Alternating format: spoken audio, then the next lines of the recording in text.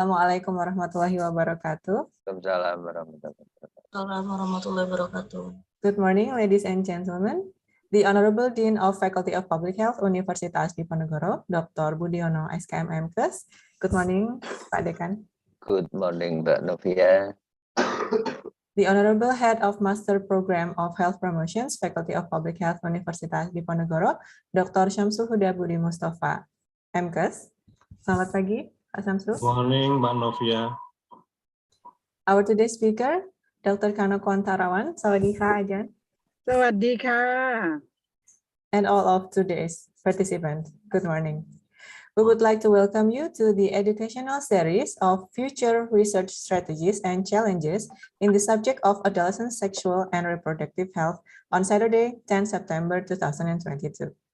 Praise to Allah Subhanahu wa Ta'ala who has bestowed taufiq, inayah, and hidayah to all of us so that on this occasion we can meet online in a good condition, physically and mentally healthy. Ladies and gentlemen, before we start this, today's agenda, let us recite Basmalah together. Bismillahirrahmanirrahim. And ladies and gentlemen, to start our today's agenda, let us all pray according to our respective beliefs. Pray begins.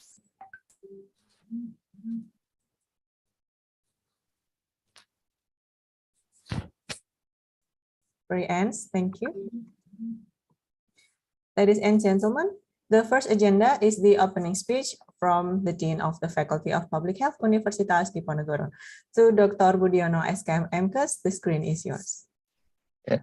Thank you very much, Mbak Novia.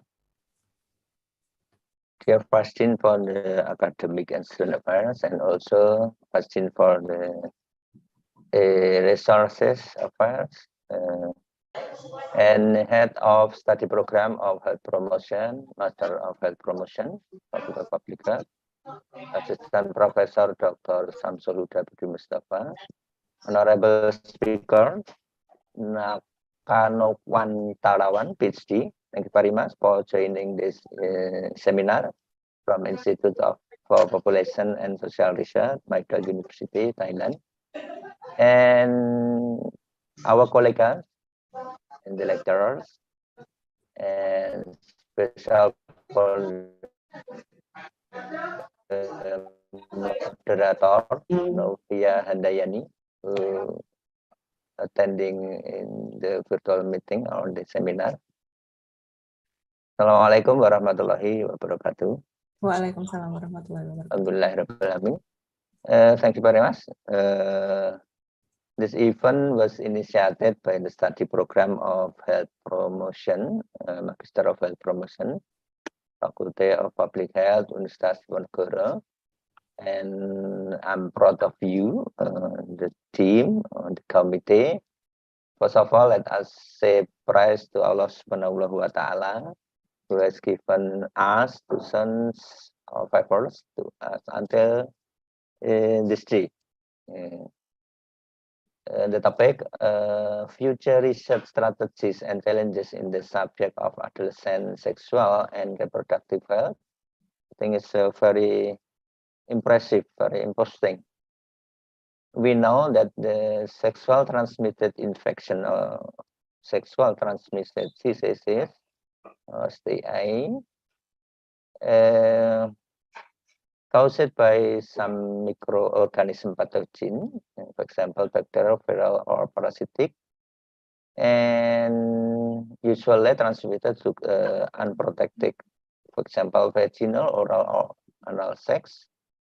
However, sexual transmitted disease or infection can also spread via non-sexual interaction, such as passing from the mother to child during pregnancy, for example, it's HIV or AIDS, also from breastfeeding or childbirth, and between drug users who share syringe, for example, or from donor to recipient via infected blood donation, for example. These diseases have a profound impact on sexual and reproductive health worldwide. I read from the article that more than 1 million of STIs are occurred for every day from the WHO report. In 2020, estimated 374 million new infection with STIs. For the specifically, action from chlamydia, gonorrhea, syphilis, and also trichomoniasis, and the important one is HIV, AIDS. And nearly 80% of the Indonesian age 15 to 24 are at risk being infected with sexually transmitted diseases, including HIV/AIDS. I think it's also due to of the knowledge of the people. I think this age 15 to 24 years. In March 2021, as much as 427,000 cases aged 25 to 49 years in Indonesia, I mean, or 71%. This disease, I mean, it's HIV, it's this age group. Particularly in particular location, this disease dominated by teenagers, and some studies revealed that the factor related to the infection, for example, knowledge and unsafe sexual activities and drug abuse. However, it is essential to research this disease and the related factors, and the most important may be behavior. And how about the religious role? I think it's also important one to research it. I think it's difficult to reveal the information from the subject of the research with the topic of sexually transmitted disease, because maybe due to the stigma, due to the personality and confidentiality. That's why it's not easy, or many challenges to get the research subject related to this disease. But I believe that no, the speaker Kanopan Tarawan from Michael University has much information and also experiences related to the topic, which will give you another perspective, and also she will explain to you briefly. Hopefully, Kanopan Tarawan PhD and the participant enjoy the seminar. Thank you very much for your attention. Wassalamualaikum warahmatullahi wabarakatuh. Waalaikumsalam warahmatullahi wabarakatuh. Thank you very much for the opening speech, Pak Dekan. Moving to the next agenda, we will have a picture together. So to all participants here, please do not hesitate to. Okay. Yes, please do not hesitate to open your camera. Smile. Look at your screen.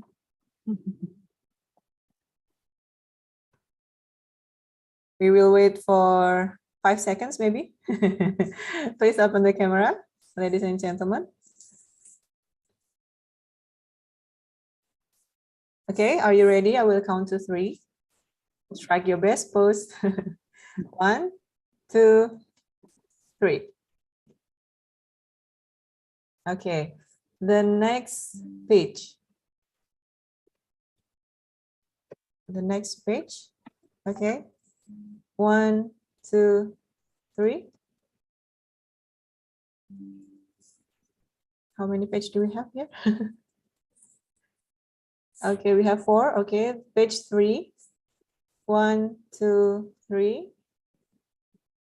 Last page. Okay, 1, 2, 3. Okay. Thank you, everyone. We are now going to move to our main agenda, which is the material that will be delivered by Dr. Kanokwan Tarawan. But before that, I would like to read for today's rules.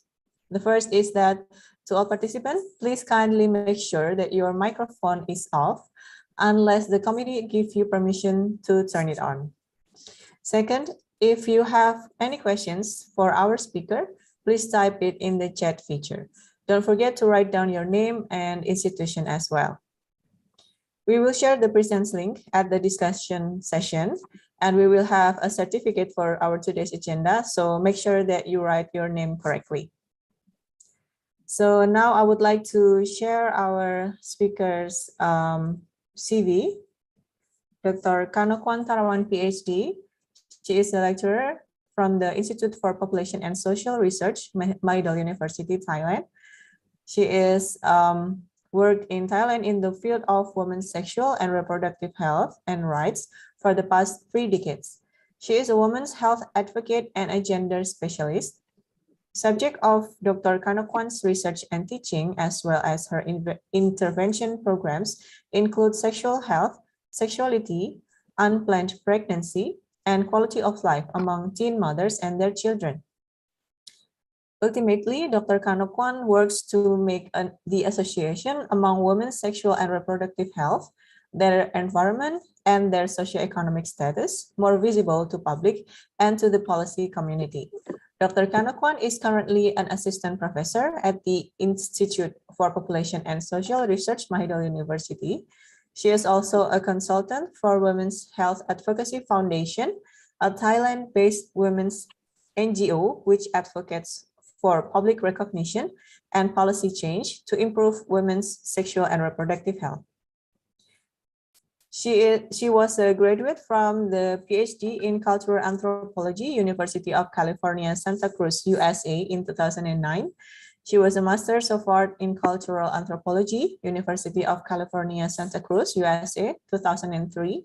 She was also the Master's of Education, Early Childhood Education from Lesley College, USA in 1993. And she had her Bachelor's of Art in Psychology from Payap University, Thailand in 1991. Her professional post in August 2009, she was the assistant professor in Mahidol University. She had many experience too in the field of the sexual and reproductive health. So without further ado, let's welcome to Dr. Kanokwan Tarawan, PhD. Should I start? Yes, Ajahn, the screen is yours. Okay, should I do my own slide share? Yes, do you need any help, Ajahn? No, I can do it. Oh, okay. No. I just need to find it. Okay. Okay, Nova, can you see it on your screen? Yes, clear. Okay, that's nice. Okay, now I was informed that the topic of my lecture today is going to be future research strategies and challenges in the subject of adolescent sexual and reproductive health. And I was also told that there would be about 100 people in the audience, and these are master's students, PhD students, as well as faculty members. Therefore, I designed my lecture, my talk, to not actually be focused on statistics, previous studies, or not more likely not content-based much, but more into like how we are going to do future research on this topic. because you guys are students and faculty members. For all of the studies that have been conducted, you can find them from journals and you can read them and you can find statistics from other sources. But things that I'm going to talk about now are just going to be just here in this room. So I decided to design my talk this way, okay? Okay, Ajahn. The things that we must have for any research, in my opinion, there are three things. One is you have to have passion for the subject of the research that you are interested in. Secondly, you have to look at your theoretical framework.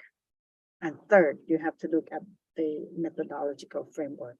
These are the three important things that you have to have in mind before you do any research. Never mind research on adolescent and their sexual and reproductive health. Now, let's think about, I will talk about passion for this kind of research later at the end. I'm going to talk about theoretical framework and the methodological framework first. When you think of theoretical framework for research on adolescent sexual health and reproductive health, I mean, for any research, it's the same thing. You need to think about the definition of the key terms, perspectives surrounding the terms, that the issues that you would like to study, and the theory-based approach around the issue that you are doing research as well. Why do we do this? It's very important that we set our mind theoretically about the subject that we are going to do research about. Say now we are going to do research on adolescent and sexual health and reproductive health. Now the key terms are three things: adolescent, sexual health, reproductive health. Now let's take the first one, adolescent. We think of definition and perspective and theory-based approach surrounding the term adolescent. Let's go to definitions of adolescence first. I'm going to read this out loud for you. The first definition I find actually through Google search is WHO defines adolescents as those people between 10 and 19 years of age. See, that's the first one I found. Let's look at the second one. Adolescence is the phase of life between childhood and adulthood from ages 10 to 19. See, the first thing we have WHO saying it. Second thing, the number still correspondent with WHO number, which is 10 to 19. Let's move on to the third one. Adolescence now lasts from the age of 10 to 24. See, this definition is different. It moves up from 19 to 24. And this definition also says, although it used to be thought to end at 19, young people continuing their education for longer, as well as delayed marriage and parenthood, has pushed back popular perceptions of when adulthood begins. So the second one here says that adolescence is something between childhood and adulthood. And the third thing talk about adulthood being pushed further away along people's life because people like to study longer, they delay their marriage, they delay their parenthood. So the adulthood, which begins with the end of education, the start of marriage, the start of parenthood is delayed. So the adulthood is delayed. It doesn't stop at 19 years old. The Queen of England just passed away, and I just know that she became the queen when she was 26 years old, and she had her first child at the age of 23. That is a young age for having a child, comparing to this time, right? So let's go to the fourth. The great majority of adolescents are included in the age-based definition of child, adopted by the Convention of Rights of the Child as a person under the age of 18 years. See, now we see a number 18 coming up here and saying that it comes from Convention on the Rights of the Child. See, we see another technical term there. Now the fifth one, it says adolescence begins with the onset of physiologically normal puberty and ends when an adult identity and behavior are accepted. This period of development corresponds roughly to the period between the age of 10 and 19 years, which is consistent with the WHO definition of adolescence. WHO comes back here again. And the last one that I find on Google, it says WHO and other United Nations organizations have been defining adolescent at 10 to 19 years for the past 20 years. Now, this last definition here stamps automatically that we are correct. Whatever WHO says, other United Nations organizations also say the same thing, and they've been saying it for 20 years. You know, it's like telling us that you cannot go anything beyond 10 to 19 years of age as being adolescent people. I don't know about that. You know, people, the world is conquered by WHO when it comes to health. When it comes to references, WHO is a reference for health. And when it comes to the ages of people of all ages, you know, they reference United Nations organizations. I don't know if they're correct. I don't know if they're correct. My point is, the definition that you use has to work for you. But I see researchers going for WHO, going for United Nations organizations, and going for Google search, and whatever they find there, you know, they use it. And that's not how I think researchers in the future should do this.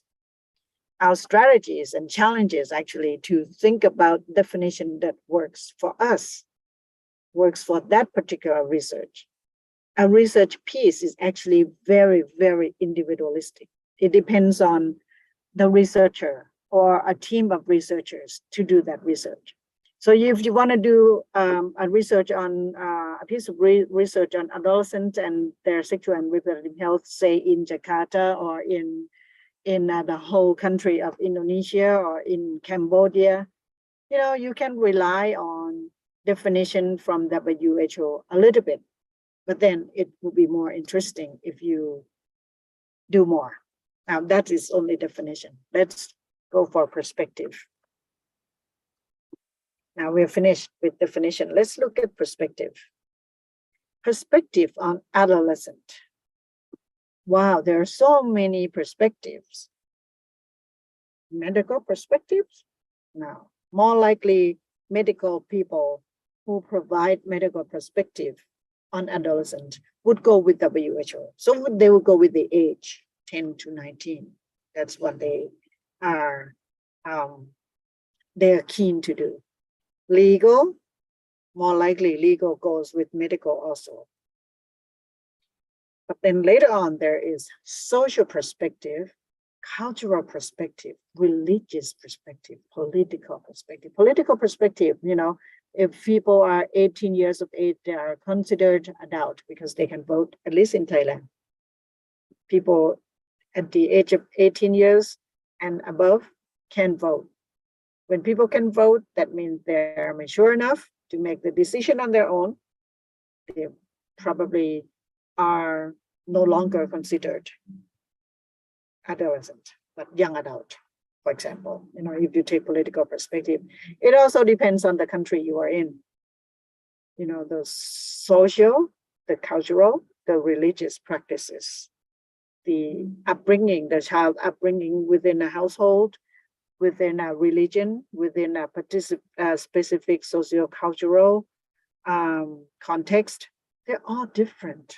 What I'm trying to say here is that I'm trying to bring in perspectives that are probably not what you are used to.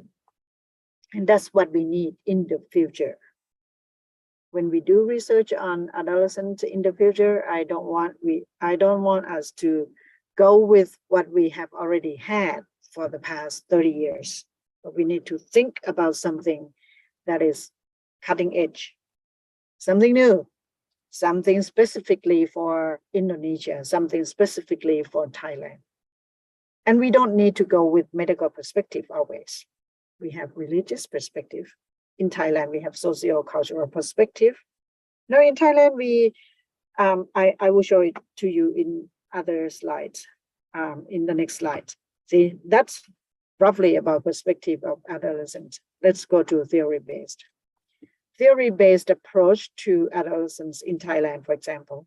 Adolescence means teen years. Starts from 13, not 10. See, WHO says 10 to 19. In Thailand, Wairun or teen years starts at 13 because it ends with teen. 13 to 19, that's Wairun or teen years. Some people go with another approach. They say the word Dekและเยาวชน, children and youth. Children meaning from 0 on to 24 years old. So we don't really have Wairun. We have Dek และเยาวชน, children and youth.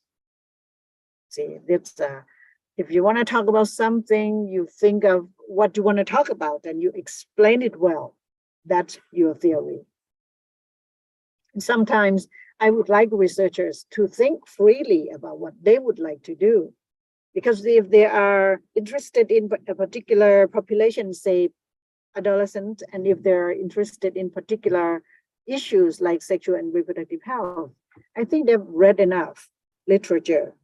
They have studied enough. They have talked to enough people to be able to design their own approach. And that's the key of my talk today about theoretical framework. Another word that we use in Thailand is high school students. These are kids aged between 15 to 19 years old. Sometimes we have middle school students, and these kids are aged between 13 and 17 years old.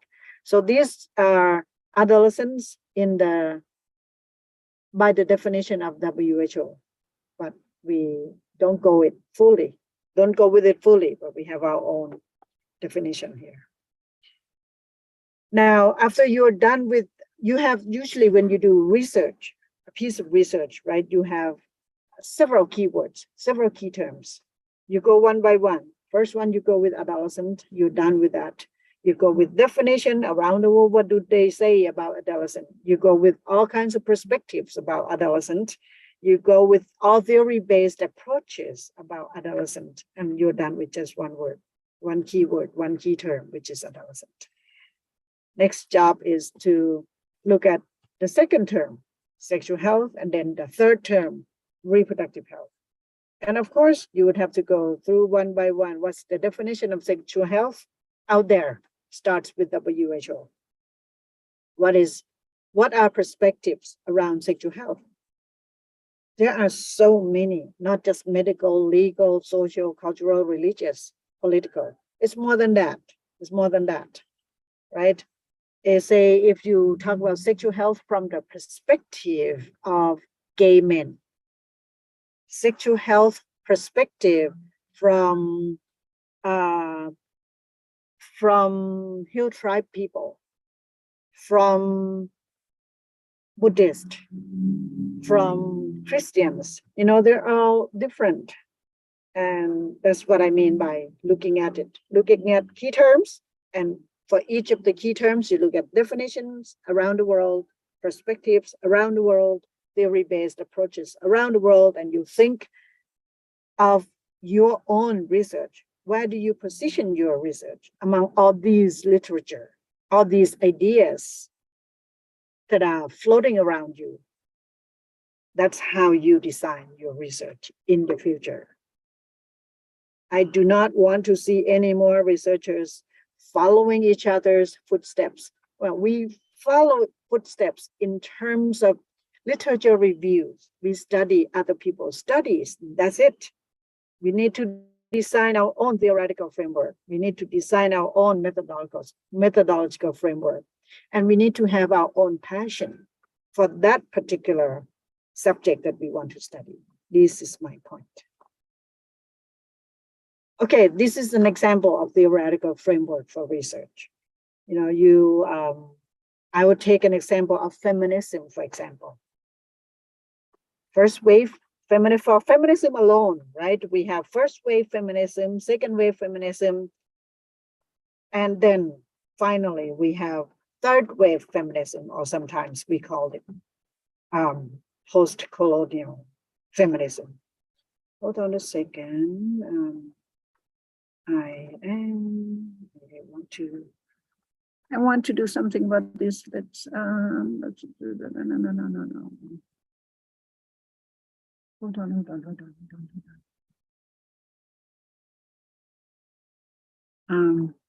Oops. Nova, I would like to go. I don't want it to be full screen. I want it to be out like that. Okay. Okay. Okay, sorry about that. So let's take feminism as an example. There are at least three waves of feminism, right? Since back in the history. First wave feminism was originated in the late 19th century. That was like 1800 to 1899. It was originated there. The first wave was focused on absolute rights, such as overturning other barriers to legal gender equality. And in other words, women during the 1800s were trying very hard to be equal to men in every single way possible. And they succeeded too, you know, especially in getting votes for women and changing laws related to divorce and care and maintenance of children. They won. And that's their mark, their milestone. But it was mainly women white middle-class women getting together, fighting to be equal to men. There comes the second, and then there comes the second wave feminism. Second wave feminism began later, right, in the early 1960s, and inspired women to look at the sexist power struggles that existed between their personal lives and broadened that conversation to include issues within the workplace, issues of sexuality and family and reproductive rights. So in other words, the feminists during the second wave, they got the rights, right? They got the rights to vote already. They got general equal rights to men already for, say, at least 50 years. They enjoyed the equal rights there. But then within household, within workplace, there were issues of sexuality, issues of reproductive rights, and issues of living together, you know, within a household, staying together in the same workplace, that they were still seeing that these little things from living together, that happened from living together, still bother them. They still see that men were higher than women. Women could not do so many things that men could do, especially when it's related to sex, sexual practices, and sexuality. Men can go out at night and enjoy drinking with friends at night, but women couldn't do that. Good women go to heaven, bad women go to hell. You know, that was a quote from the second wave feminism. It's not the same like the first wave. First wave, they were fighting for equal rights, like the right to vote, and they succeeded. But the second wave, they were more looking into household, workplace, and looking into like everyday rights that the women should have. It have them equally as men. Now that's the second wave. And then, you know, a group of women, huge group of women of color, like Black women, Mexican women, Asian women, women from India especially, they felt like, nope. They called it Western feminism, did not answer their questions. In other words, first wave feminism was all about white middle class women fighting to have the rights to vote. Second wave feminisms were looking at women around the world as inferior than men. Men around the world are here, women around the world are here. So they are seeing women as the same, united across all race and class and culture. So the post-colonial women, post-colonial feminists, or you can say third wave feminists did not like that. They did not like that the second wave feminism thought that women were all united and the same, and they are all inferior than men. They said, no, there were actually other factors, other issues that women were dealing with, like race, white women, Black women, white women, Asian women, white women, Indian women. There were issues like class, you know, middle class women and working class women. They're not the same, right? Religions across the world, culture practices across the world made women not the same. This is what the third wave women were saying. Sometimes they call themselves post-colonial feminists. See, what I'm trying to say here is that if I were to do, let me show you another slide too. First wave feminism, second wave feminism, post-colonial feminism, right? That's the journey of feminism alone. Theoretical framework for each of the wave is not the same. And there has been a journey that feminism traveled from first wave to second wave, and now we are at the third wave, which is post-colonial feminism. Let me read out to you aloud in case you can't see this. Post-colonial feminism argues that by using the term woman as a universal group, women are then only defined by their gender and not by social class, race, ethnicity, or sexual preferences. See, this is what I said before. Western feminism operates on the assumption of women as an already constituted, coherent group with identical interests and desires, regardless of class, ethnic, or racial location, or contradictions. Is that true? Yeah, I think so too. I agree with these post-colonial feminists. I am, as a Thai woman, I think I am different from you guys who are Indonesian women. And we are all Asian women. And we feel that we are different from white women living in North America, for example. See, this is what they mean here, that Western feminism operates on the assumption that women are united and all the same across the world, which is not true. Post-colonial feminists work to incorporate the ideas of indigenous and other third world feminist movements into mainstream Western feminism, saying that we are here, we are well and alive, and we are different from you. Hey, white women, we are different from you. You know, for this particular point, we are critiqued that we try to divide women into small little pieces around the world, and that's not good because it doesn't make us strong enough to fight for equality among all genders. Well, you know, that may not be true.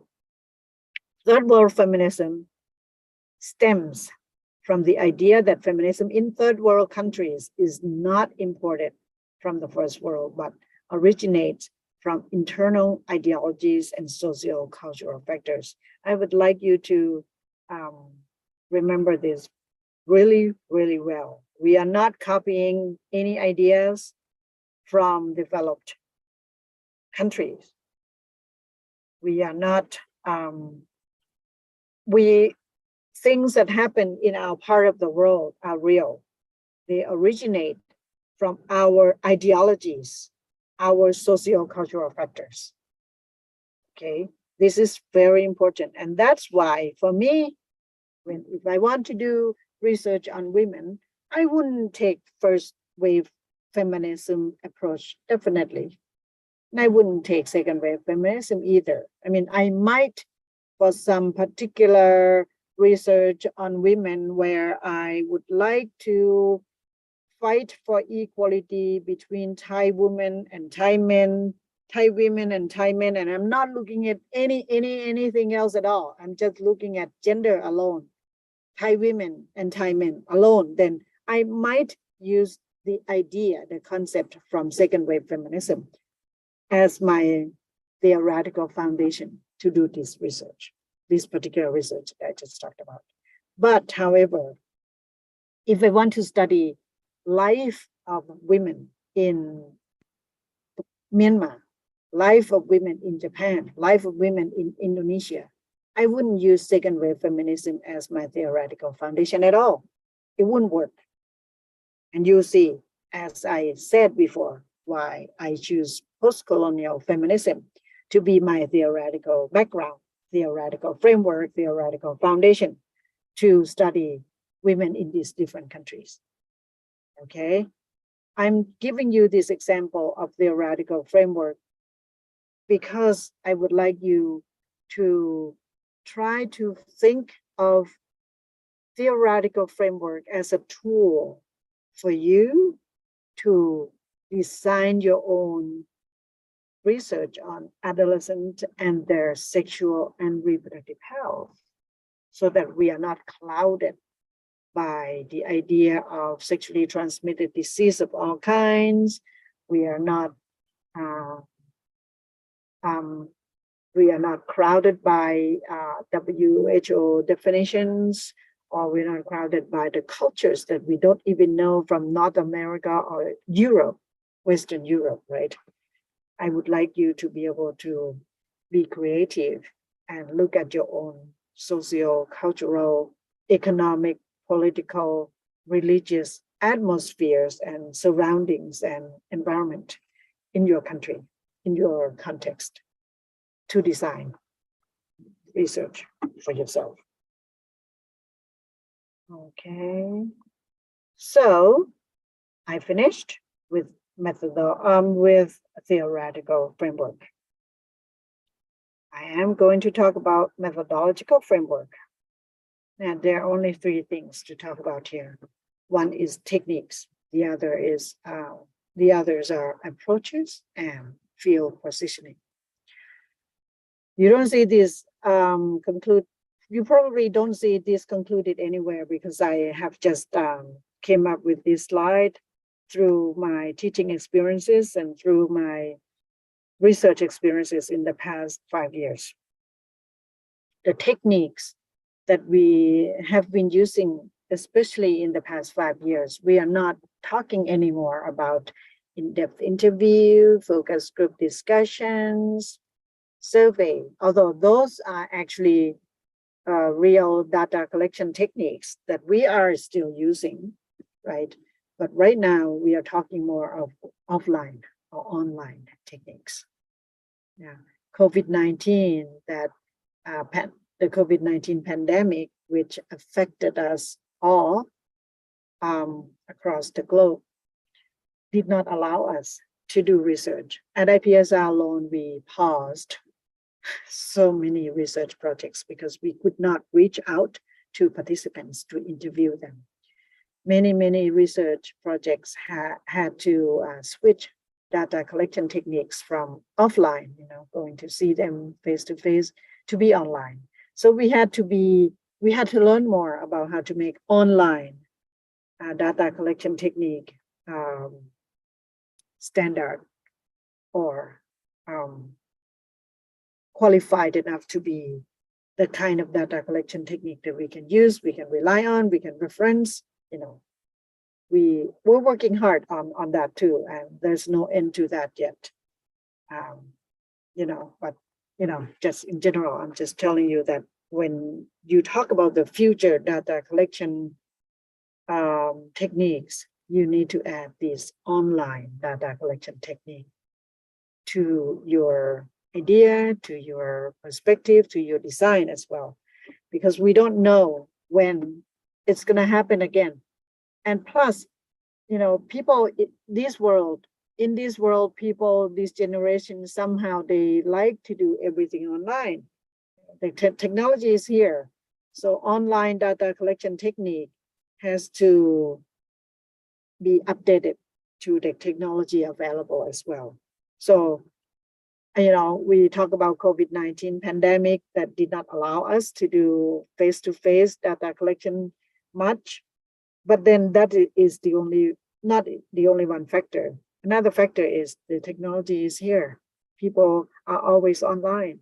So researchers have to be up to date, thinking about how we can do online data collection better. We need to think about that. That's our challenge. The approaches, we have all kinds of approaches, right? But I'm going to talk about these traditional approaches of positivism, interpretivism, and criticism. I do not need to go in depth into these because you guys are masters and PhD students and faculty members. You know what I mean by this. I'm just trying to get to the last one, which is the field positioning.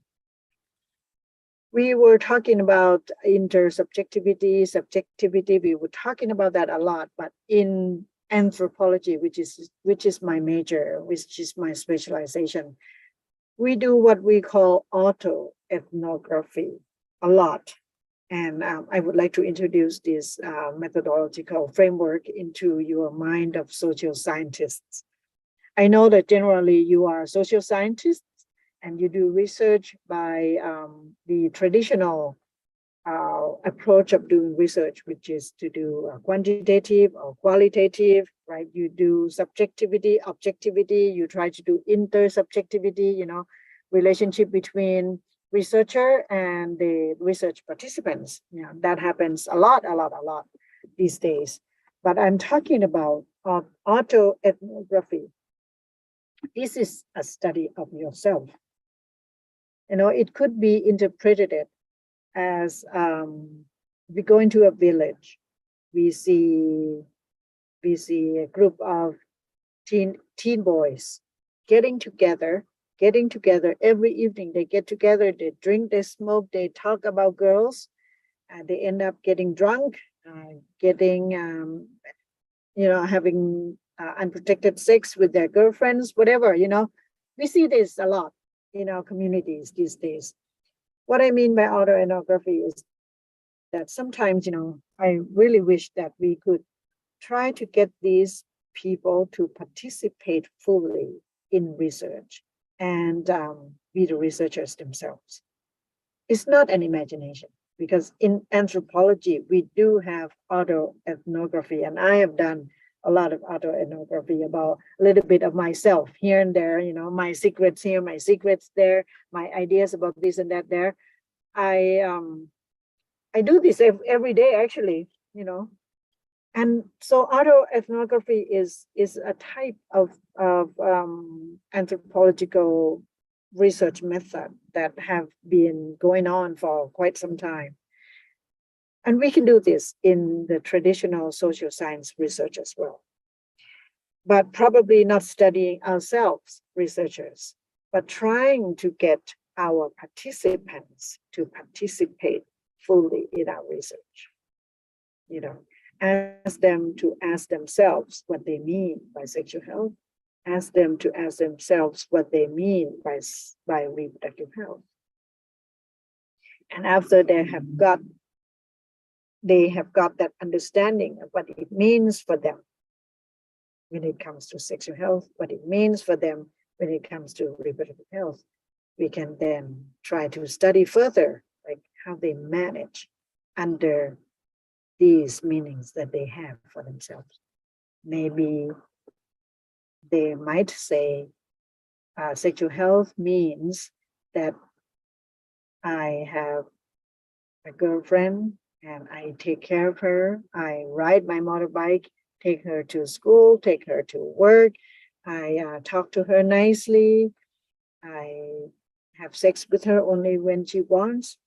That's my sexual health, you know. And you can see that the boy is not talking about protected sex at all.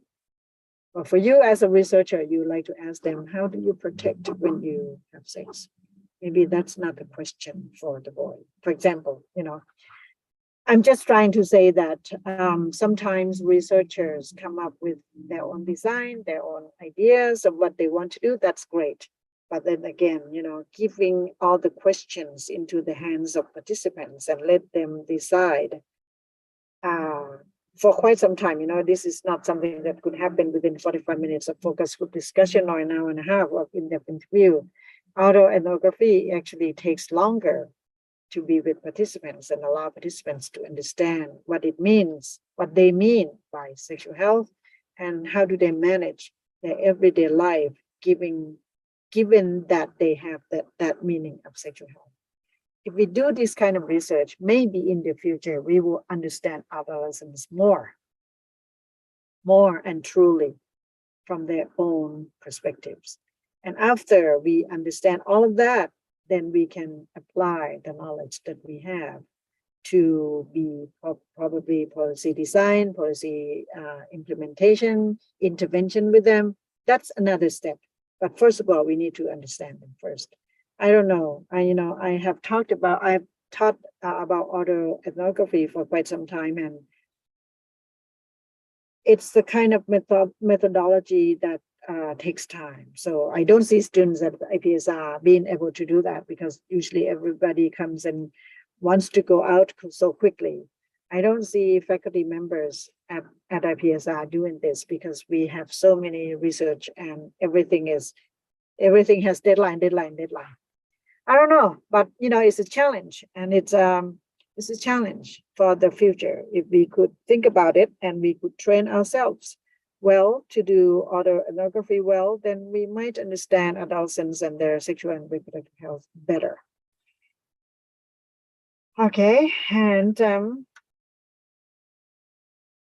I said I would save passion for the subject for last. Passion for the subject is actually your interests in the subject of adolescents itself, adolescent and their sexual and reproductive health. And I have come up with 7 ideas that if I had the opportunity to do research on adolescents and their sexual and reproductive health, these are the 7 matters that I have passion for, that I would like to do research for this subject. These are girls and menstruation hygienic practices, unmarried women and access to contraceptive practices.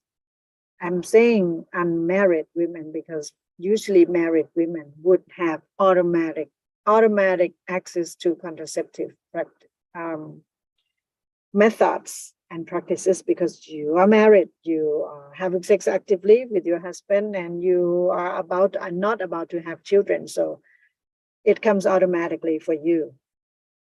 You know, contraceptive methods come rather automatic for you. But unmarried women, some women cannot even talk about their sex. I'm sexually active, but I'm not married. Wow, that's no. It's a taboo in so many cultures, right? So that's what I'm interested in. Unmarried, sexually active women and their access to contraceptive methods. Sexually transmitted infections among sexually active adolescents. Wow, that's interesting. You know, this is what if I would do this research, STIs among sexually active adolescents, I would ask them. I would ask sexually active adolescents what they think of sexually transmitted diseases. Have they experienced any infections before? And what they do, what they did in order to get out of that problem. And do they have any ideas if they would like to prevent themselves and their sexual partners from getting sexually transmitted repeatedly? I don't know. These are normal questions that we can ask them, but if we ask them as researchers, they will answer as they please, you know. But if we switch it a little bit, let them do the autoethnography and we be the researcher, helping them answer all these questions. It might come out to be something different. I don't know, you know, something that we can try. And the fourth one that I'm interested in doing is documenting unplanned pregnancy experiences among schoolgirls, middle school, high school girls who get pregnant when they are still during their education. I would like to document their unplanned pregnancy experiences, you know, where the unplanned pregnancy led them to pregnancy, led them to abortion. What kind of abortion? Safe abortion, unsafe abortion, legal or illegal abortion, you know, and who is taking care of their babies now, something like that. Another topic of interest for me is young men's involvement in sexually transmitted national control. In Thailand, we do have try to have a national control of young men's sexually transmitted diseases, especially in Bangkok, where the statistics went up really high among gay men, not just young men. Young gay men in Bangkok, we have high statistics, high prevalence among this population. We have increased HIV incidence among these populations. So I would want to understand, you know, the country is trying to control the figure, the number, they're trying to bring it down. Ministry of Public Health is trying to do everything with this population to bring the number down. The number is not down. So I would want to understand their involvement. They understand about this national control because, you know, it's posted everywhere they go. They are given condoms out for free. They are given education. Their consciousness awareness are raised through radio, television, all kinds of social media channels. However, the incidence is still high. So I would want to understand if they have any involvement with this national control idea, right? Teen boys and decision-making process to use condoms. Wow, this is interesting. Studies have said that if we talk to the young boys, before they reach puberty, more likely they will listen to us, educators, and they will practice condom use the first time they have sex. But if we delay that conversation process and allow them to have their first sex first, and then you talk about condom, there's no way that they will come back to us using condoms. I think I have text in the box. Let me read it first. Thank you very much. Oh, okay, it's not about me.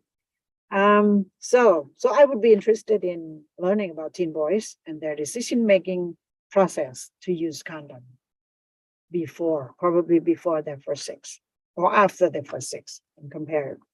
I don't know, that's interesting. I'd like to ask, please explain about ethnography research about the culture of unhealthy. Okay, I'll get back to that. Okay, yes, I got your message through chat box. Now, the last one that I'm interested in is sexual and reproductive health among LGBT adolescents.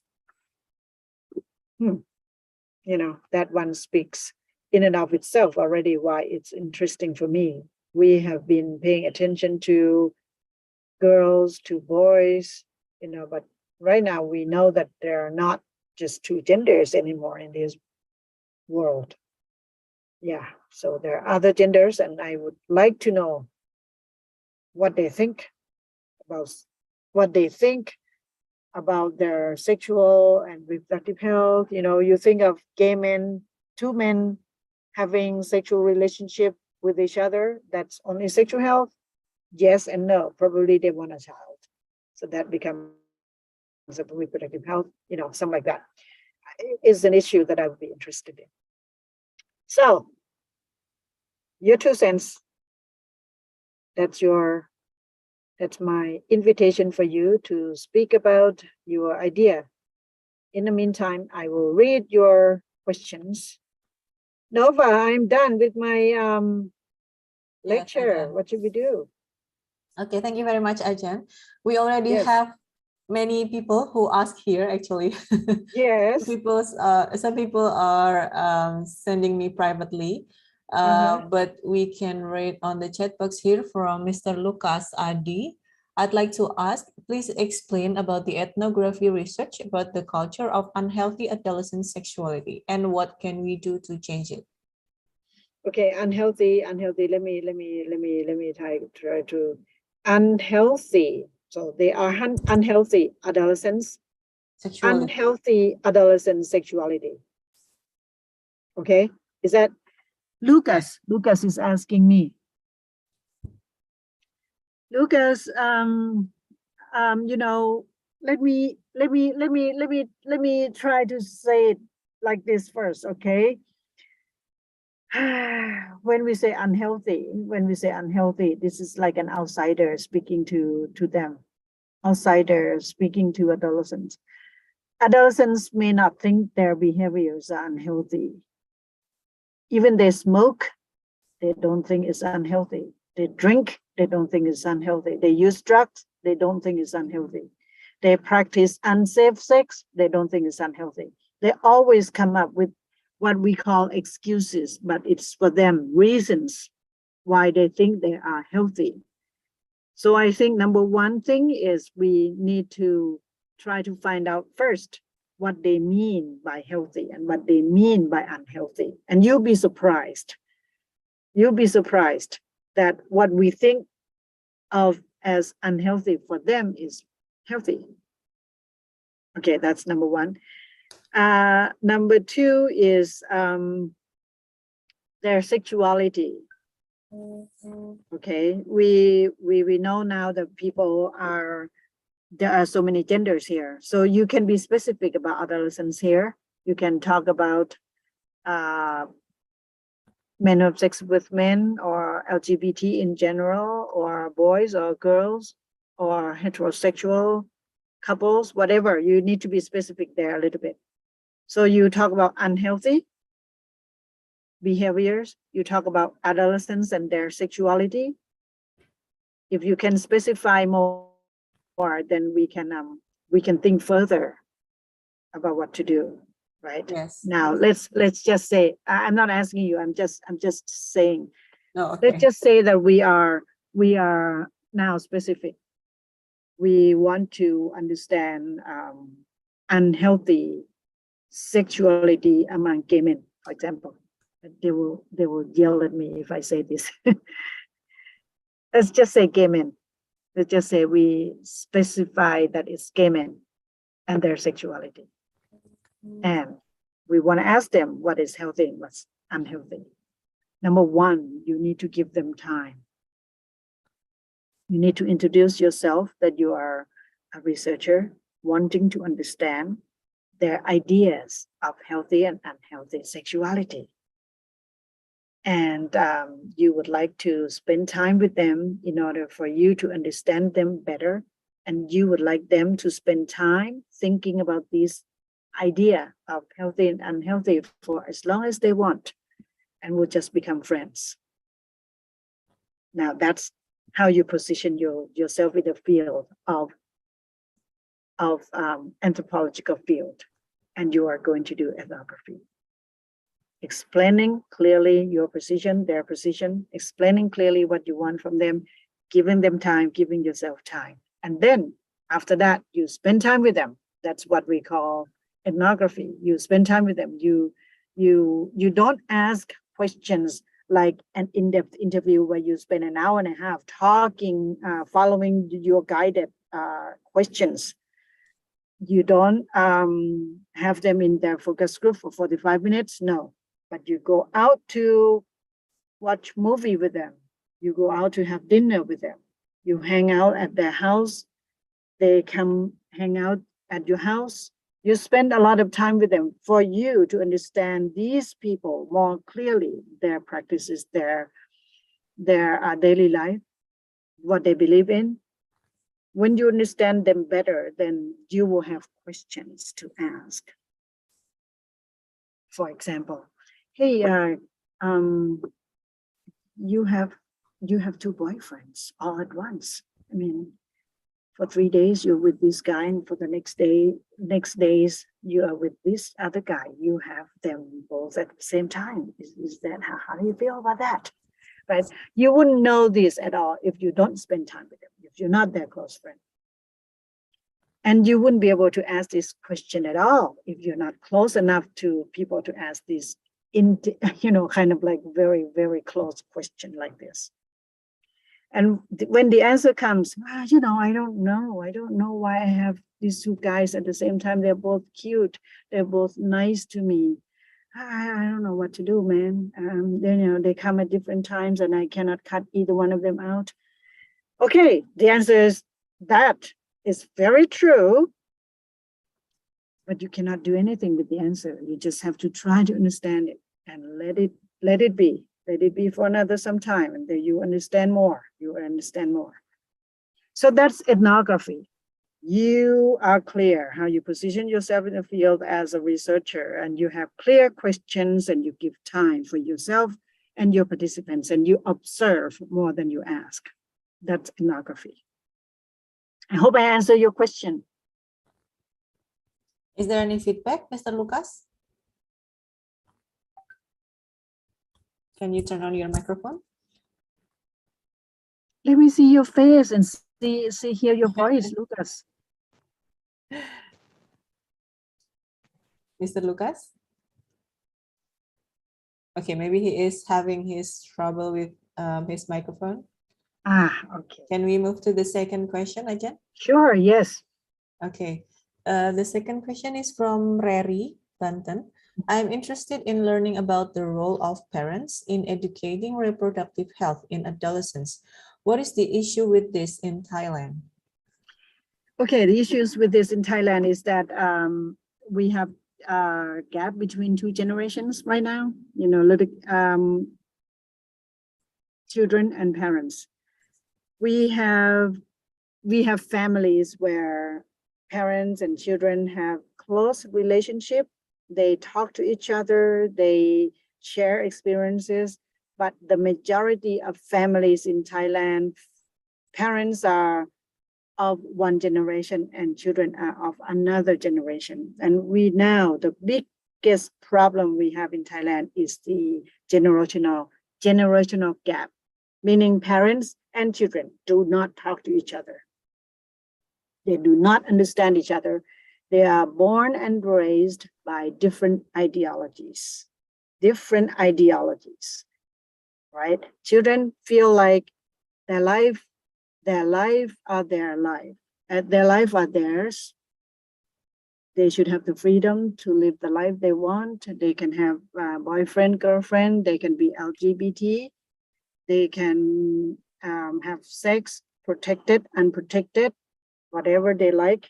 But the parents are still feeling quite traditionally, They look at sex as something that has to be reserved until it's the right time.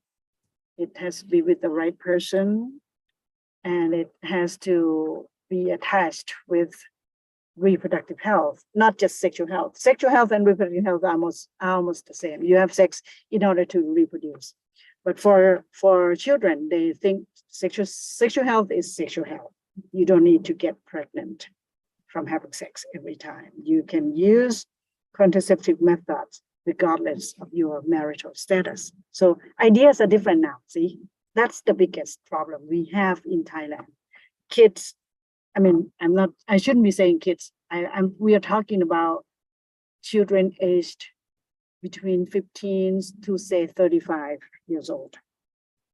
You know, some people may get married and do not want their parents to raise their children because their parents are too old. They're thinking like too conservatively, and I don't want you to touch my children. You know, we have the biggest generation gap, and that's the biggest problem in Thailand right now. We are trying to connect generations together, and that's a big task. Mm-hmm. Yes. Okay. Ms. Reri, is there any feedback from you? Yes, thank you very much, Madam. Okay. So let me add to that a little bit. So in order for you to work with adolescents these days, you need to if you have to examine yourself as a researcher to see if you are conservative or not. If you're conservative, I think doing research with adolescents today is going to be difficult because they're thinking not the same as you. Yeah. Unless you can take off this hat as a conservative person and become a progressive, a liberal researcher who follows my suggestions here. You know, you forget about yourself for a while and become a good researcher where you want to listen to your study participants more. And that's how you will get information from them, although you do not like their answers, but those are real answers from them. Mm-hmm. Okay, thank you for suggestion. Yes. Thank you very much. All right, thank you. Now moving to the third questions from Via. I am very interested in research on reproductive health, and I am very interested in this material. I just heard about the positivism approach. How we can use this approach on health research? What approach? Positivism. Positivism. Well, that's quite old, and I wouldn't recommend you to go with that. Actually, you know, that's a, you know, if you use time to explain this happens a long time ago. It's almost like in the history. It's an old-fashioned way of doing research. It's a good term though, because it's positive, right? But it's a technical term. It doesn't mean positive. It doesn't mean that it is positive. It is just a technical term. It's quite old-fashioned. I wouldn't recommend you to do that. You can try to search more on this technical term to try to understand what it means. But it is termed like it is positive because during that time, probably 40, 50 years ago, it was believed that if you do not put yourself, researcher, into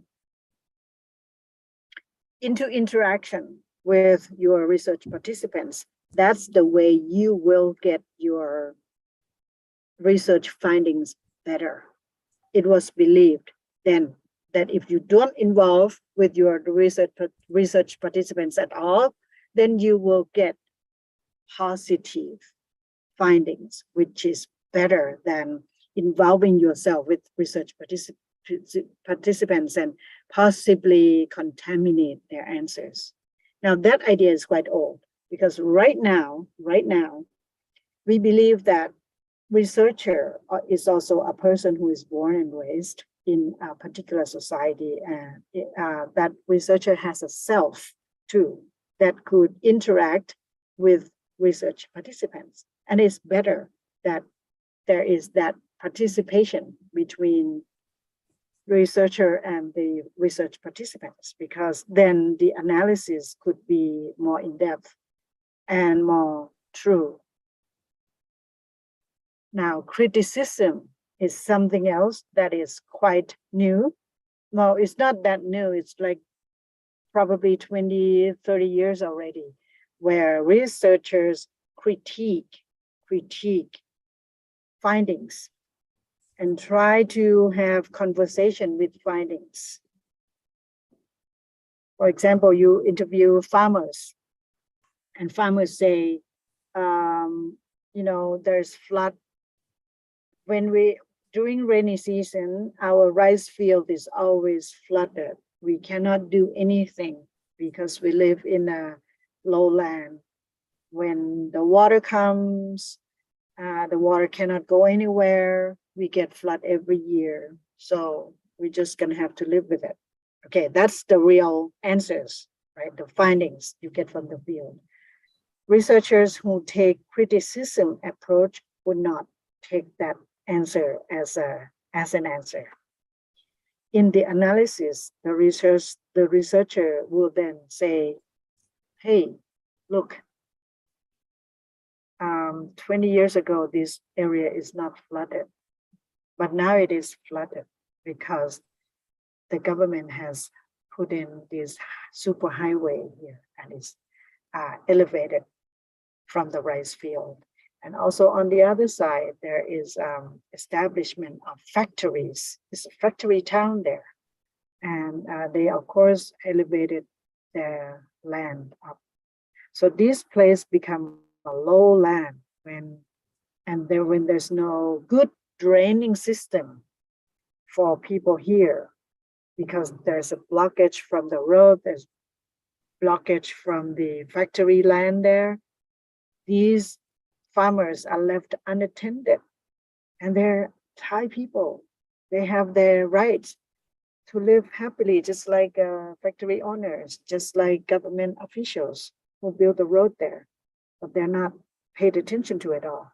So researchers who take criticism approach would not let this go unattended, but they would do the analysis, you know, add-on analysis to point out that this is structurally wrong.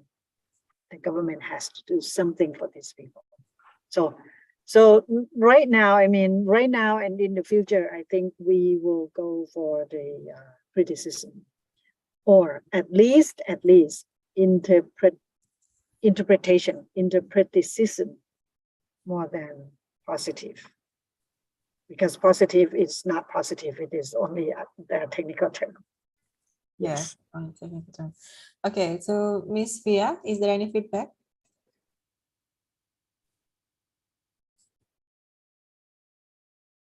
Okay, maybe she also has a problem with the.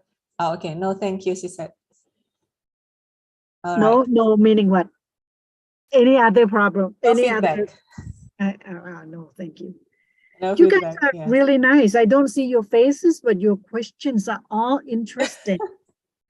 You guys are so nice. I would like to visit you at your department. Yes, you really have to. Actually, there were 6 other people who chat me privately, but let's read the last question from Mas Janadi here. The Honorable Kanakwan Tarawan, please explain about the research conducted on young people related to sex adolescence.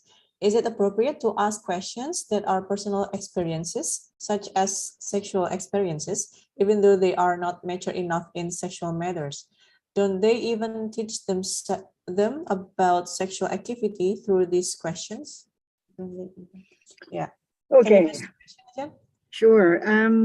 Let me. Oops. Oh no.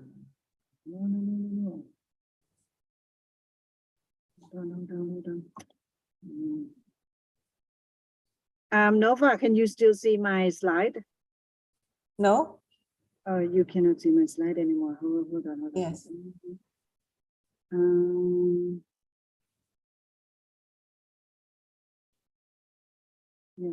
Framework. Okay.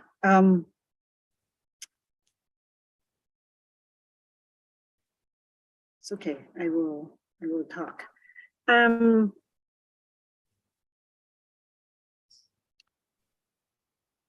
I would like to try to bring you guys to a theoretical level of conversation. At practical level, I can say that, yes, you can go ahead and ask the questions that you would like to ask. I'll make it 2 ways. One, if you do not need to go to IRB, right? Institutional review board for your ethics to be reviewed and approved by them. If you do not need to go to IRB, it's just a small research that you are allowed to do without going through a group of people to say, hey, you are ethical enough, you are approved to go. Then you can go ahead and ask those questions if you feel like you can ask and they can answer. What I'm saying you can ask, they can answer is that ethically, when researchers ask questions, research participants may or may not answer. They have the right. They have the right to answer or not answer. So if you can ask all you want, but if they say, I don't want to answer this question of yours, then you need to stop. That's called ethics, basic ethics. Whether you go through IRB to get approved or not, that's the ethics in you as a researcher you must have. You can ask any questions, but if the person does not want to answer, you need to respect that, period. That's bottom line. You can go ahead and do that on your own, or you can go through IRB to get approval to do that. It's the same thing. Going through IRB or not, it doesn't matter for me, because for you, if you're an ethical researcher, you can go ahead and do it because you know to respect your participants if he or she does not want to answer. Now, that's one thing. That's one thing that I would like to say to you. The second thing is that sometimes IRB makes it difficult for you. Sometimes IRB makes it difficult for you because they want to go by the age group. If you want to interview people under the age of 18 in Thailand, you have to ask permission from the guardians, from the parents or from the guardians of that person. And you are talking about sex, right? You want to interview a 15-year-old girl, a 15-year-old boy about sex. And you have to ask, Daddy, can I ask your girl about her sexual behavior? How do you think that's going to happen? Daddy says, no, my girl is not having sex yet. You go away. Then you never get the answer from the 15-year-old girl about her sexual behavior. And you know for sure that she's sexually active. She's having boyfriend, she's having sex. She has had her unplanned pregnancy before. She has had her abortion before, whatever, but the father doesn't know it. But the father has legal right to allow us researchers to talk to her or not. Now we have these issues a lot in Thailand. Some approaches do not like what the IRB is doing at all. The IRB is setting the legal age at 18, and below 18, you have to ask the parents, period. Now, we hate this kind of IRB. We believe in ethical research, but the ethics have to be within a researcher. This is what we believe. That's why, for me, if you ask me theoretically, I would say if you are or you have trained yourself to be an ethical researcher, then you go ahead and talk to anyone. And if you sense the uncomfort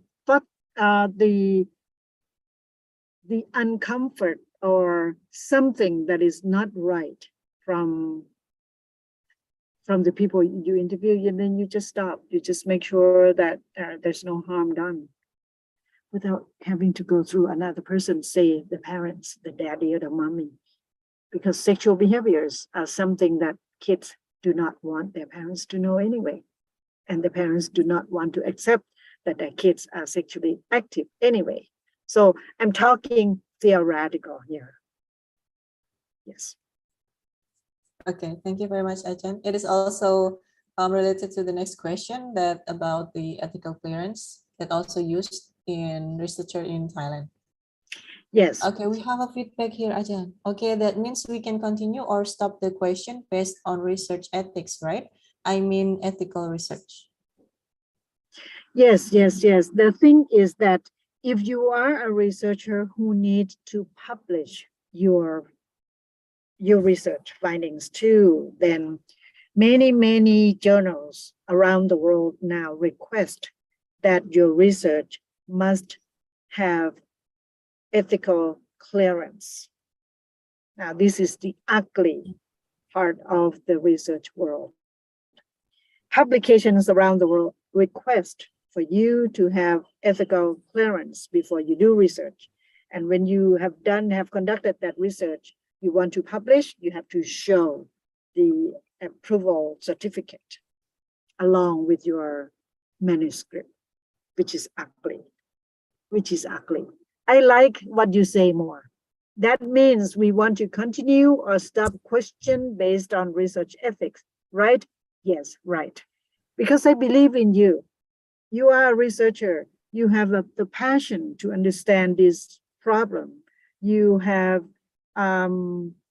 theoretical framework of your own that you have designed. You have methodological framework of your own that you have designed. And you have trained yourself to become an ethical researcher. I trust you more than IRB. I trust you more than any publications around the world. So this is it. This is the truth, but it's an ugly truth. We cannot speak about this too loud because we are influenced by the world of systems of research production. You know what I mean? So I think you have to be on my side in order to fight the world for conquering us. We have to be more respectful ourselves and do our own research correctly with ethics. Yes. So yes, so my answer to you is, if you are a researcher who do not need to publish your research findings at the end, you can try to find answers of your questions through systematic research on your own. And you can have a research report, publicized in your country, in your language. You don't need to publish. And if you want to publish, you have to find publication that does not ask for IRB.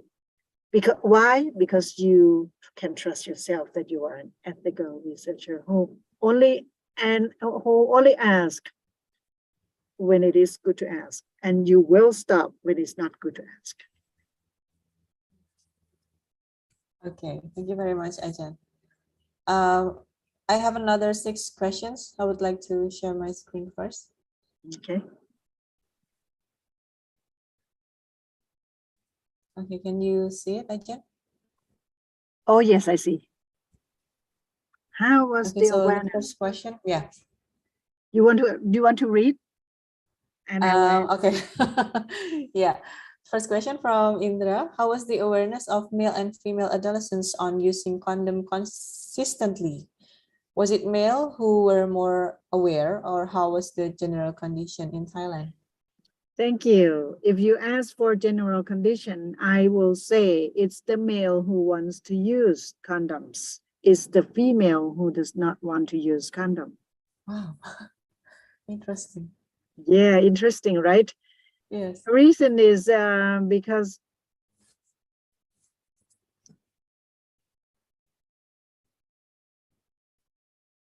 the female adolescents, they feel like if they don't use condom with their boyfriends, that means honesty. That means that he is the only one she's sleeping with. Oh. He's not sleeping with others. And she wants the same from him. If he's with her only, he does not need to use condom. If he's using condom, that means, where did you go last night? Did you sleep with blah, blah, blah. And that's why you're using condom with me, right? So generally, actually, I have interviewed so many boys who say, if I use condom with my girlfriend whom I have been with for 6 months or 12 months now, she would ask me, why are you using condom today? You were not using it yesterday. You were not using it last month. If I started not using with her and now I am using it with her, she's going to question me too much that I would rather not use it. so that he doesn't question me. I have interviewed so many boys who say this, and girls, the opposite, they say the same. If you're honest, then if my boyfriend is honest, he doesn't need to use condom with me because I'm having sex with anyone. I'm having sex with just him. I don't need to use it. He doesn't need to use it with me. See, that's in general, right? That's in general for Indra. Surprise, surprise, is not the power. It's not the power like between boys and girls. Not anymore. Not anymore. That's too old. Yeah. Right. So I think something is changing already. Yes. Okay. It's a the girl next- power, girl control. Girl power. All right. The next question from Laura. How to outreach adolescents who are sexually active in order to deliver our intervention specifically to those active targets only and not adolescents in general? Great. This is great. Thank you for asking this. People always, advocates as well as researchers in general are using the word peer group mistakenly, in my idea, mistakenly a lot. Because I mean the situation in Thailand, right? We use the word peers, peer groups. We are talking about a group of adolescents who get training from us, and then they give education further to their peers, and we call this peer education. We have done it wrong, mistakenly in Thailand, and I'm so hopeful that we will do it better. For me, peers meaning, for example, sexually active adolescents, right? You need to know who is sexually active, and that's not impossible to know. If you're a teacher, if you are a student in a school, if you are a health volunteer in a village, more likely, if you work actively in the field of sexual health, you will know which adolescents are sexually active. Now, that's number one step. Number two step is you search further for deeper information to find adolescents who are sexually active. And then you recruit them to be your peers, meaning that they are members of adolescents who are sexually active groups. They are members of this particular population. You recruit some of them and you give them training about protected sex, about whatever you would like to give to them, and you allow them to go back to their community or to their group of same people of the same behaviors, and then allow them to do education to their peers. That's what I mean by peer group. And this is what you can do here too. In order to do outreach with adolescents who are sexually active, if you look at them with your bare eyes, you will never know which one is sexually active because they are not having sex in front of you. You do not know, but their peers know. Their peers know. Their friends know. You just need to find a few friends, and you can find easily through health volunteers, through other students, through other teachers. Just pick one or two or three, and then you have a good talk with them. Make sure that they could be your representatives, your peers, and introduce yourself to them that you would like to do research on sexually active adolescents.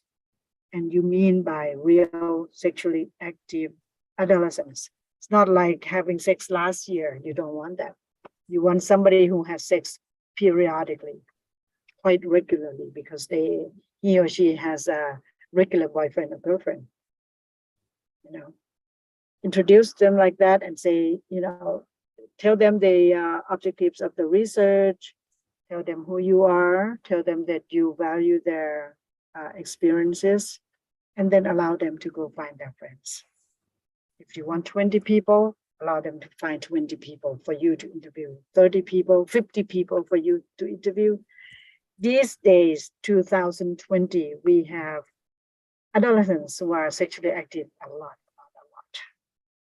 So you will, if you find the right 1 or 2 people to begin with, then you can get a crew of them. This is how I would do it. How to recruit participants. Yes, that's my answer, Laura. Okay. Thank you, And Ajahn. that definitely you will avoid targeting at people who you do not know if they are sexually active or not. And that means adolescents in general. You want to avoid that. Yes. Mhm. Yeah, Ajahn. So the third one is from Adit. Could you please share to us the experiences on doing research to risky sexual group and what kind of approach that you use? I usually use peers. Thanks. What I just explained to Laura. That's what I always do. You look at me, I'm 53 years old. I'm actually have a lot of gray hair and I'm a woman, right? If I want to interview gay men, they would run away from me. If I want to interview transgender people, they run away from me. See, if I want to interview people of my own sex, which is women, girls, if they're too young from me, like in the teens, they would run away from me too, because I'm too old. So I'm not a good person to recruit or to even ask questions to my research participants. I would find a few people to begin with, like as I told Laura, and allow them to know the objectives of my research, my position in this research, and their position in my research. And I would value their experiences and ask them to help me. And they will lead me to people that I need to interview. Yes. Okay, so they are like the interviewers, something like that, Ajahn? Yes, traditionally we would call these snowball sampling, but what I'm Yes. saying is it's more than snowball sampling, because you actually actively recruit those few people yourself first. You have criteria. Sexually active adolescents aged between 15 to 19, girls, for example, you have criteria and you actively looking for a few people who fit this criteria, and then you have them look for further more participants for you. It's almost like snowball sampling, but it's more than that. Okay, all right. Dini. Okay. Dini, when we are writing article of the result of the autoethnography research, how do we convince readers and reviewers that our data or information is reliable and valid? Okay, great. In anthropology, usually you have to have a theoretical framework. For example, you will use Foucault to explain, you will use Marx to explain, you will use whatever social science theorists, you will use Judith Butler, you will use Chandra Mohanty, you will use whatever, whatever theorists, conceptual framework, theoretical framework that you use from a particular theorist or theorists that you use. You have to show that first, that this is your road map. It's just like in survey where you say you will use a particular statistical model to analyze your survey findings. Same thing, you have to have a particular theory that you want to focus on first. Now, in anthropological research findings, I have to say it almost does not matter. Almost, not totally though, almost does not matter whether the information is reliable or valid. It's the matter of explanation, meaning that you have to have theoretical foundation, right?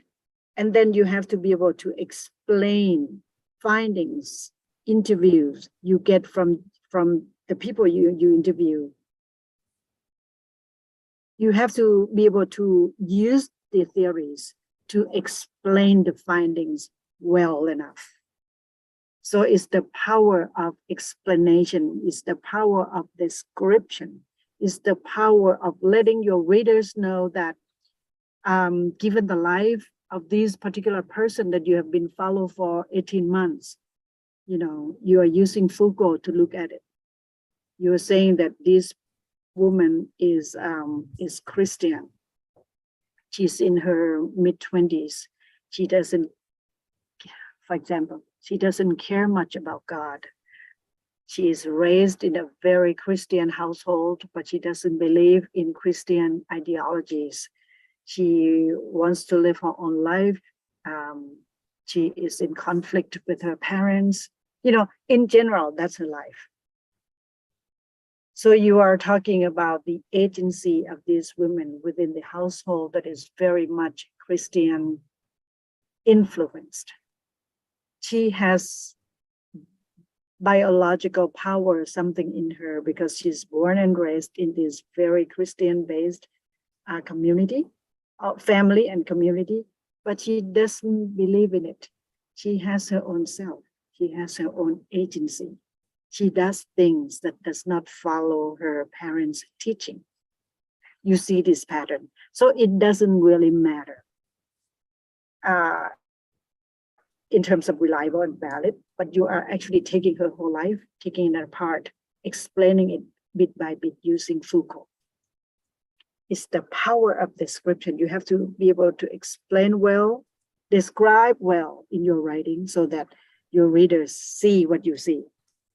It's the power of explanation, linking between theories and your findings so that your readers see what you see.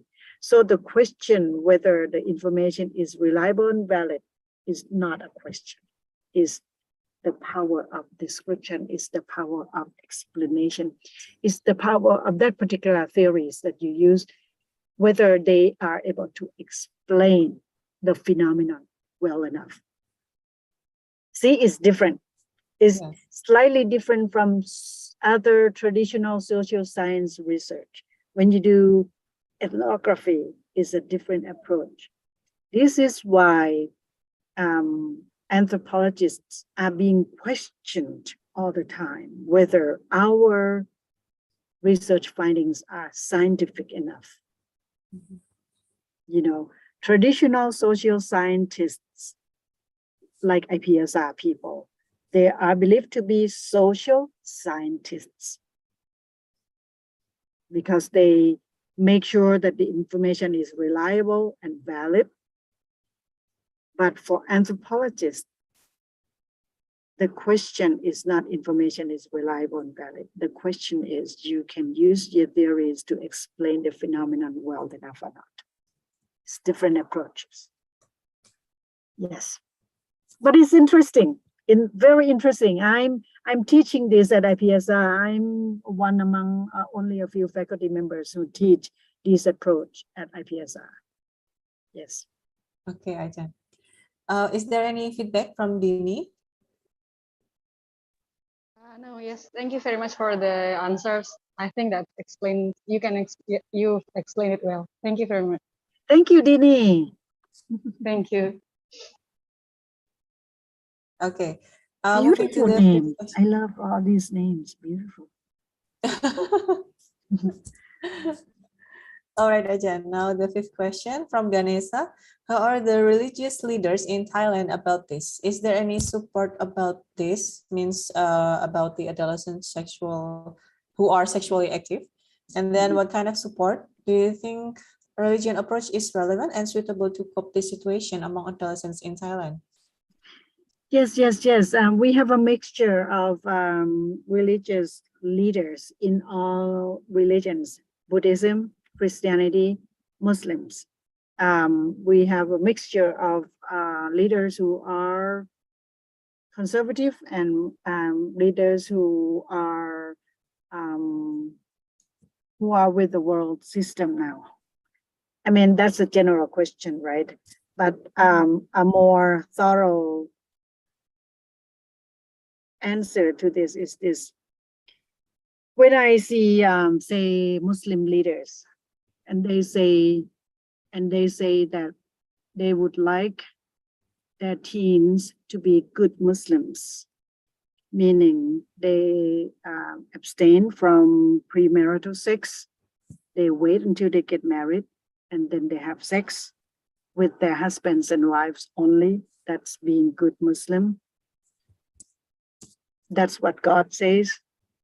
I always say to these leaders that I truly believe exactly the same thing as you. If you could get your followers to believe in abstaining from sex, especially unprotected sex, and wait until you're ready to have sex. I'm saying this is the exact same thing with ICPD. The same thing with International Conference on Population and Development. I mean, this is very advanced, very progressive, very liberal. I mean, people should have sex when they are ready. People should not be forced to have sex. But that's half the truth. When people are ready to have sex, and that is before their marriage, then, I talk to these leaders, I say, you have to do your best in order to teach your philosophical philosophies from your religions, Buddhism, Muslims, Buddhism, Islam, or Christianity. You do your best to teach your followers to believe in what you believe. And if they believe like you, that's great. But it has to be individual. Yeah. This is what I always say. Respect others, although they do not believe in the same thing as you. You believe in something, you practice it. You don't believe in something, you just leave it. Let others deal with their own lives. This is what I say. Let others deal with their own beliefs, deal with their own life, and you, whatever you believe, follow it. And respect to yourself, because there's nothing wrong if you want to follow the religious philosophies really well. Nothing wrong with that. Full respect there, and full respect for others too. In Buddhism too, I would say it's not Buddhism, but it's traditional Thai ideologies that we believe that good sex has to be within marriage. We have the same same thing. Yes. So respect, respect, respect. That's how I tell everyone. Respect for yourself and respect for others. Nobody believes in the same thing around the world. Whatever it is, it's good. If you can believe it, if you can follow it, do it, respect it, and respect others. Yes. Ganesha, you can take my advice for that too. Okay, Fuji. Okay, Ajahn. I hope I last one, answered Fuji. you. Ganesha. Beautiful name. Did I answer your question? Is there any feedback, Ganesha? Are you still here with us?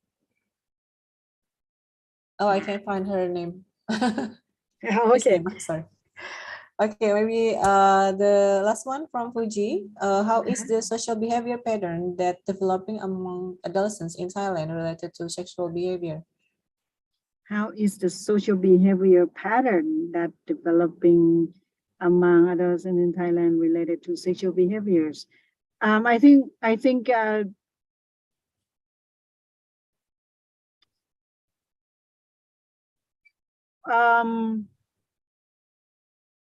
our teaching to our adolescents has changed. Before, we try to get them to abstain from sex, premarital sex, but right now we say you can have sex, but it has to be protected sex. That's the change. So that, on the other hand, right, conversely, it means that adolescents today, they can be whatever they want. They can be sexually active, or they can abstain from sex, whatever they like. But if they want to have sex, we say have protected sex, and here are contraceptive methods. It's a big change. Actually, when I started teaching 30 years ago, I taught something else. Today, I teach bachelor degree students. I say something else. I say, go ahead and have sex if you want to. If you are informed what sex is and you're not forced to have sex, go ahead. If you decide for yourself you want to have sex, go ahead and have sex, but have a protected sex and be careful of unplanned pregnancy. I teach differently because kids are different. Yes, especially Yes. kids nowadays. Yes. All right, so we are finished with all these questions, but we still have 2 questions on the chat box. Do you want to answer those questions, Ajahn? This last one here, how do we develop predictive model of unwanted pregnancy of adolescents using demographic health survey? And how do we test the model? And here's another one. What is our strategy to prevent sex in adolescence and marriage at young age, which allows giving birth to stunning children? And one more question directly to me. Directly to you? Yes, from Yuliani Winarti. Okay. When you were talking about that model, I think you need to speak to someone with quantitative background, because you're talking about having a model and testing a model, right? I'm more of a qualitative researcher. So for us doing qualitative research, we do not have model in mind. We just ask people around and not testing any hypothesis, even not testing any model. So I'm sorry that I could not answer your question about model there, but I would take your question to other faculty members who are keen at quantitative research, and I will get back to you. All right, Ajahn. Yes. So the next question from Ida Rahayu, Ajahn. Strategy to prevent sex in adolescence and marriage at a young age. Oh,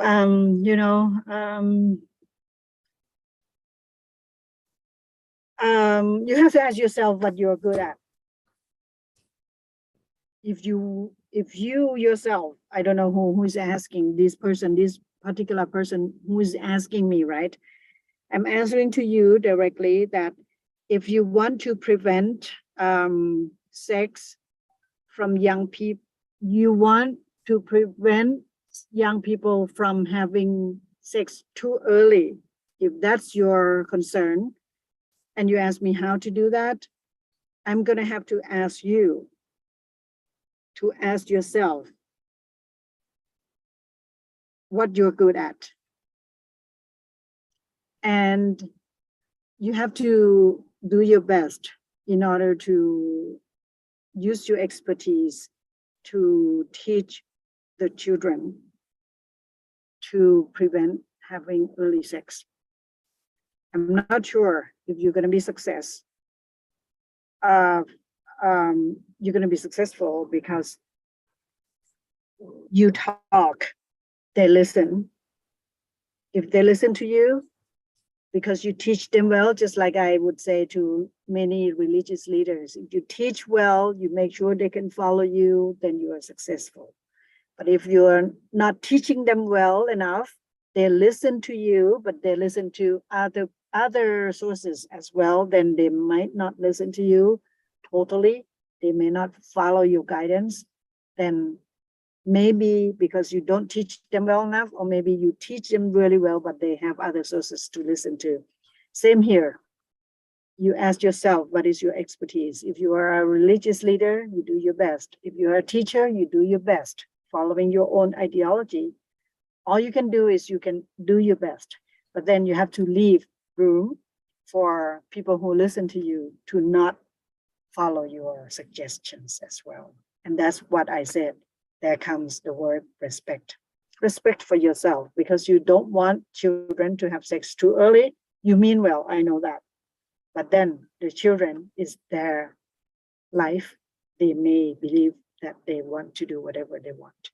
So for this case, so many adults in Thailand have to shift from teaching their children not to have sex to be, okay, you can have sex. but have protected sex. And here are contraceptive methods you can use. Here's the set of knowledge that I can give to you, or you can ask me, I can tell you more because I have more experience than you. I think it's going to have to go like this. Yes. Unless you can teach really well and they listen to you, every single word you say. Yes. All right. Is there any feedback, Ida Rahayu? Please write my complete name correctly since it will be used for the. Everyone. Yeah, not- President Zaki. okay. Maybe the last question, Ajan. I hope this one is the last one. Okay. How Well, I'm is glad the I get so many questions. yeah? How is the condition of pornography exposure among teenagers in Thailand? Coincidentally, my research on preventing pornography in adolescents uses the peer educator method. What do you think about the method I use as a method of preventing pornography addiction? Pornography used to be available quite freely and quite easily accessible in Thailand. But now I think the government is having a they have different policy now. It's more strict, harder to access online pornography, but still very easily accessible to some people who know how to access it. But it's not available that easily comparing to the last, say, 5 years. So pornography is quite dangerous for me, I think. Pornography itself is not dangerous, but things that pornography brings, I think, pornography is only people having desire for sex and having sex in on screen or on written materials, and adolescents have access to them, and purely it's about raising up their sexual desire, sexual drive, without consciousness, awareness of what to do with that sexual drive.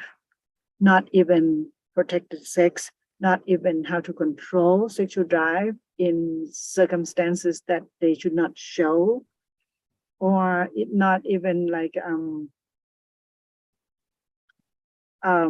respecting sexual partner.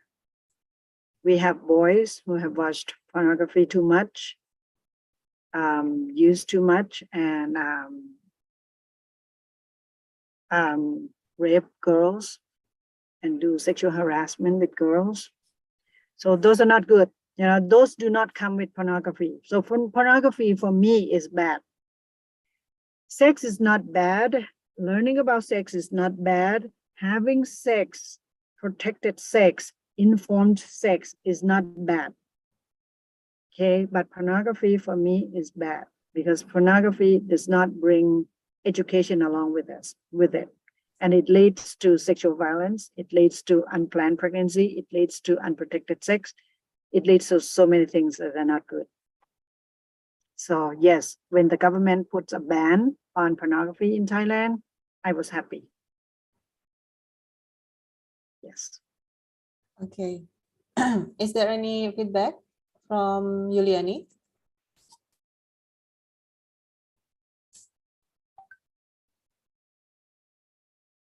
Oh, she sent the message directly to me again. Sorry for not activating the camera. Thank you very much for the explanation. Okay, thank you, Yuliani. All right, I guess that will be all of the questions and that have been answered by Ajan Kanakwan. Thank you very much. I had Ajan. so much fun. I hope you guys had fun too. Yes, definitely we had. Okay, I guess that will be the session for today. Thank you very much, Ajan Kapkonaka. Thank for you the so session. much, Nova, and thank you so much, Dr. Zarol and the Dean, Samsu. Yeah, thank you so much. It's great, Yes. great lecture. Oh, Yeah, thank very you. valuable lecture, Yes, thank especially you. on sexuality research. And actually, I also interested in Ah. anthropological perspective, Yes, yes. especially autoethnography. Oh, And yeah, and you also said the technical online research for qualitative research. So maybe you can, but it's no time, yeah. Sometime yes, maybe yes, we can yes. discuss a lot about that. Yeah, it's wonderful. I'm so happy that everyone is here from start to the end. So thank you for your time. Thank you for all the questions and discussions. Thank you, Nova. Thank you, Sorrow. Thank Yeah. you, everyone. Thank you. Thank you so Thank much. you so much. Yeah. I hope I will have an opportunity to welcome you to IPSR in person. Yes, we hope And so. you also, we welcome to you to come to our institution, to Semarang. Yes, yes, yes, I will one day for sure. Okay, Yes. great. Thank you. Okay, so much. okay. very Thank much. you. Thank you very Bye-bye. much. Yeah. Thank you. Thank you very Bye-bye. much, Ajahn So I Kanafan. can, Nova, I can leave, right? Yes. Thank you very much, Ajahn Kanovan Tarawan. Thank you for everyone who are participating in today's session. We would like to apologize for any mistakes from the committee from the Master of Health Promotion, Faculty of Public Health, Universitas Diponegoro. I hope this session will be very beneficial to all of you. And thank you. Have a nice weekend. Wassalamualaikum warahmatullahi wabarakatuh. Waalaikumsalam, Kak. Thank you. Terima kasih, Bye. Ajahn. Thank you, Ajahn Kanapan. Warahmatullahi wabarakatuh.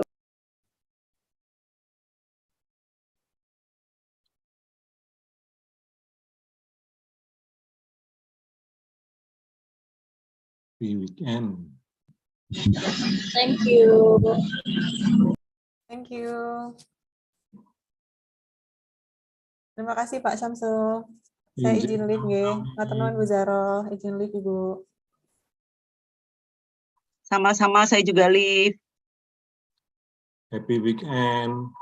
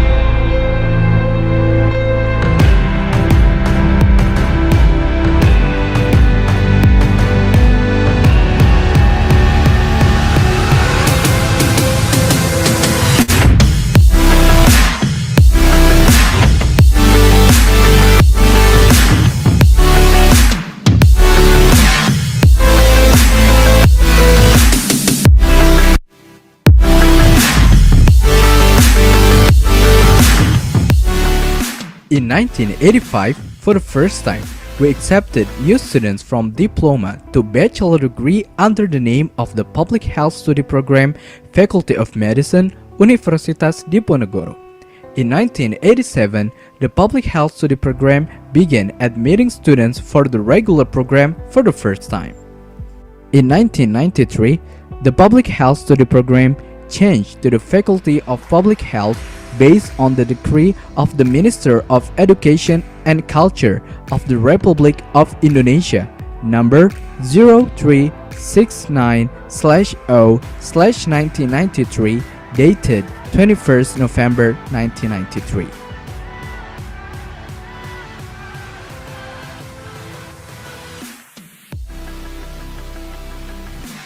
Faculty of Public Health Vision. In the year of 2024, Faculty of Public Health becomes an excellent higher education institution in the field of public health in the international level. Faculty of Public Health are concerned in achieving the following objectives: to obtain graduates who have the spirit of Pancasila, competent, have social awareness, and have the Undip's graduate profile that are complete and miracle. Complete, communicator, professional, leader, entrepreneur, thinker, educator, and miracle, manager, innovator, researcher, apprentice, communitarian, leader, and educator. To obtain innovative research and beneficial products to solve public health problems and to achieve world-class university. To obtain publications in reputable national and international journals, attainments in intellectual property rights that beneficial to the development of public health to support world-class university. To contribute in the public health problems solving in regional, national, and international level. To organize transparent and accountable public health higher education in accordance with applicable regulation supported by technology advances. To organize cooperation and partnership in education, research, publication, product innovation, and community services in public health aspects with public and private institutions in national and international level. The organizational structure in Faculty of Public Health, faculty leaders, the Dean, the Vice Dean for Academic and Student Affairs, the Vice Dean for Resources. The study programs in Faculty of Public Health are Bachelor in Public Health, accredited as Excellent, Master in Public Health, accredited as Excellent, Master in Environmental Health, accredited as Excellent, Master in Health Promotion, accredited as Excellent, Doctor in Public Health, accredited as Excellent.